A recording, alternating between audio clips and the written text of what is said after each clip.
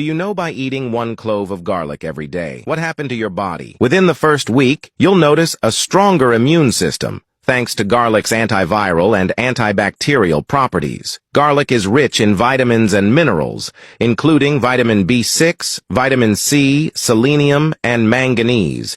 But its real magic lies in a compound called allicin. When you chop or crush garlic, it triggers a chemical reaction that releases allicin.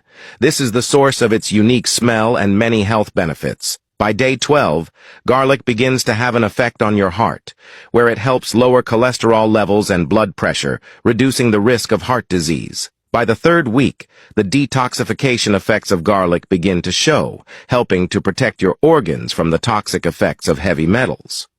On day 30, you may feel an increase in overall energy and well-being. Your digestive system is smoother, the risk of chronic diseases is reduced, and even your skin may show small signs of inflammation. Share with someone who need it and drop a yes. I will try it. Now tell me, from which country do you watching this video? Leave in the comment and follow us. Thank you.